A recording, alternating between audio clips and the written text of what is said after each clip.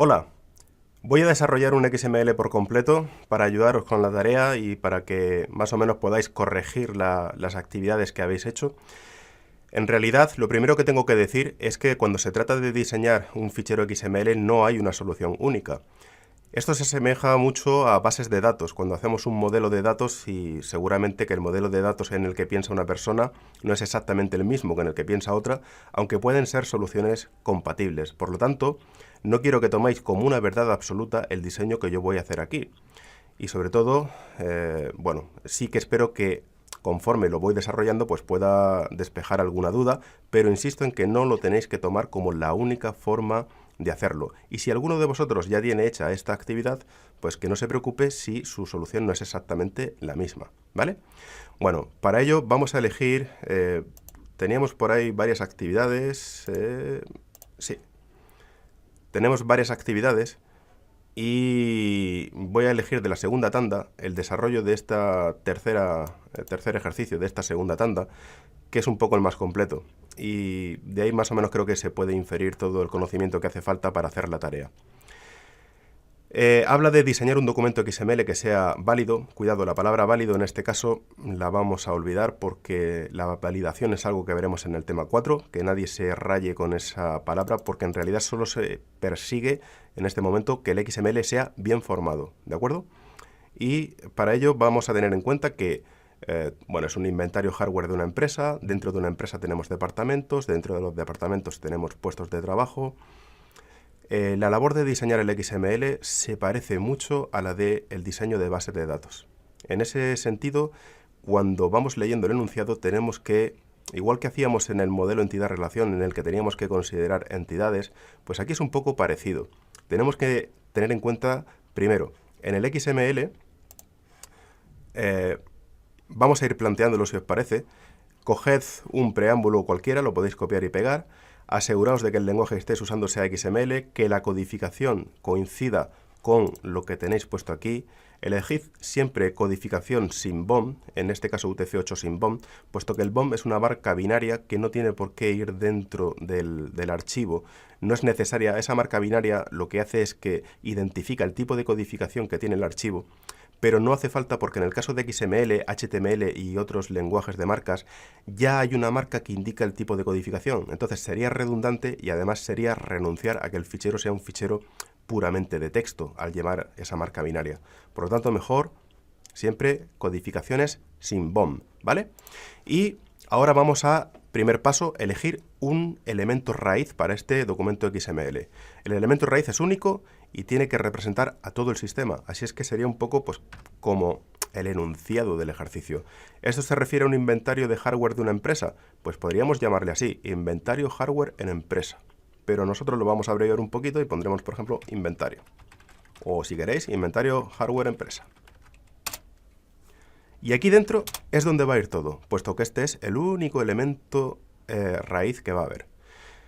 ¿De qué nos habla el enunciado? Pues nos habla de que dentro de la empresa existen departamentos. Vale. Ahora quiero explicar una cosa. Nosotros podemos... Lo típico es considerar que si tenemos el departamento, como dice ahí, administración, ventas, pues nosotros parece que nos pide el cuerpo crear aquí administración o ventas. Pero claro, esto se parece a como cuando en base de datos a nosotros nos dicen hay una tabla de departamentos que pueden ser administración, ventas, y entonces parece como que administración y ventas son atributos de la tabla departamentos, pero nada más lejos de la realidad. En realidad, administración y ventas son como registros que estarían dentro de esa tabla, son instancias de esa entidad departamento. Pues aquí pasa un poco lo mismo. No consideréis valores concretos o no elevéis valores concretos a la categoría de entidad. Aquí la entidad se llama departamento. Y por lo tanto, lo que hay que considerar es un elemento departamento. Y ese departamento puede ser el de administración o puede ser el de ventas. Pero nosotros trabajaremos con un concepto más abstracto, que es departamento, y de alguna manera diremos que este departamento es administración y que este otro departamento que estoy poniendo aquí es ventas. ¿De qué manera puede ser eso? Pues puede ser a través de un subelemento ventas o podría ser, a mí, sinceramente, lo que más me gusta es usar atributos para eso, porque tenemos un departamento y le podemos dar un nombre y ese nombre es un atributo del departamento. Es quizá el planteamiento que más se asemeja a bases de datos y tampoco tenemos por qué renunciar a todo lo que sabemos de bases de datos. Hemos considerado una especie de elemento, perdón, de entidad del modelo entidad-relación, entidad departamento, y vamos a darle un nombre que es un atributo de esa entidad. En este caso este va a ser ventas, por ejemplo, y luego pues vamos a tener otro que sea administración. Y si queréis, como siempre os pido 3 ejemplos, pues otro que sea contabilidad. Con esto tendríamos modelados los departamentos. Vamos a ver qué más nos dice. Dentro de cada departamento existen puestos de trabajo. Bueno, como ya le vais pillando el truco, seguro que aquí nadie se le ocurre hablar del PC1 o del PC2. Con lo que acabo de decir, parece más interesante hablar de un puesto de trabajo. Y si necesitamos 2 puestos o 3 puestos de trabajo, los metemos dentro de un departamento. Daos cuenta de que aquí se apertura departamento y aquí se clausura. Dentro de un departamento meto los puestos de ese departamento. Sepamos un poquito más sobre los puestos. Cada puesto de trabajo puede ser de tipo usuario o instalación. Pues volvemos a hablar de un atributo, de una entidad puesto. Entonces, o yo por lo menos lo veo así. Creo que el tipo podría ser un atributo de cada puesto y hablamos de tipos usuario o tipo instalación. Alguien podría haber modelado esto. En lugar de hacerlo así, alguien podría haber dicho, bueno, pues voy a agrupar a los usuarios y dentro de los usuarios meto los puestos que sean de tipo usuario. Y luego voy a modelar las instalaciones y dentro de las instalaciones meto los puestos que sean de las instalaciones. Y yo le diré, pues bravo por él, porque es otra forma de verlo y se puede hacer así realmente. No hay ningún problema. Por eso digo que no hay una solución única y que no toméis como una verdad absoluta el ejemplo que yo os voy a poner aquí, que creo bajo mi criterio que es el más sencillo y el más completo, pero puede que no. Y si alguien lo ha visto de otra manera, quizá tenga más razón que yo incluso. Bueno, cada puesto contiene un número único que lo identifica. Pues estamos hablando de otro atributo de cada puesto de trabajo, por lo tanto, hablamos aquí, por ejemplo, de un identificador. Y entonces, pues este puede ser el 1. Y a lo mejor este de aquí puede ser el 2. En cada puesto puede existir hardware de 3 tipos: PC, periférico o red. Bueno, pues siguiendo con el mismo planteamiento, dentro de cada puesto podríamos hablar de hardware. Y además nos habla de 3 tipos: tipo, PC, periférico o red. Se desea agrupar los registros de hardware en estas 3 categorías. Bien, pues a lo mejor eso lo tenía que haber leído antes. Pero como no lo he leído antes, en realidad lo que nos está diciendo es que cada ítem de hardware tiene que estar agrupado. No hay ningún problema. ¿Podríamos considerar que esto de aquí son grupos de hardware? Pues convertimos esta etiqueta hardware en, por ejemplo, un grupo de hardware.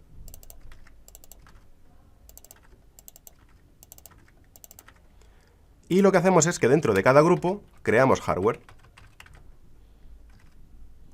Y ya el hardware que metemos dentro de cada grupo, pues es de cada uno de los tipos que indica su grupo.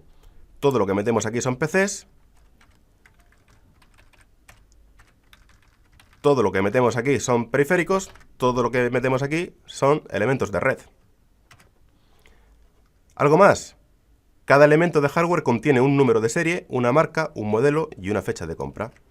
Pues eso también hay 2 formas de verlo, como atributos de hardware o también se podrían ver como subelementos.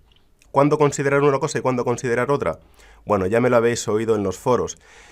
Considerar algo como un atributo es cuando es un valor atómico que representa a algo, representa una característica del elemento que lo contiene. y sobre todo cuando es un dato que no se va a subdividir y es un dato con un valor, como digo, atómico, es un número, una magnitud, un texto corto. Si es algo que puede tener una longitud indefinida, quizá merezca mejor la pena verlo como una descripción, o perdón, como un contenido de un elemento, de un subelemento. Yo sinceramente, si estamos hablando de que las características del hardware son, por ejemplo, el número de serie es un valor, es un texto corto, pues yo lo pondría como un atributo de hardware. Y aquí pues podemos poner un número de serie. Si estamos hablando de una marca, pues también podría ser un atributo. Marca sin marca. No quiero hacer publicidad. Y si estamos hablando de un modelo, pues igual. Yo parece que lo veo como un atributo de hardware el modelo, ¿vale? Modelo, pues, PF230.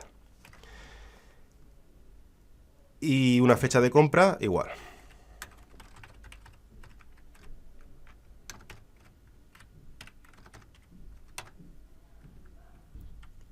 La forma de expresar las fechas, los números, cuando veamos validación veremos que hay formas normalizadas, yo ahora mismo lo estoy poniendo como año, mes, día, pero no nos vamos a meter de momento en eso, ¿vale?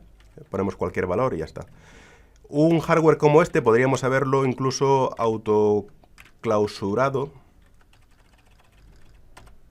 aquí, puesto que no le ponemos contenido.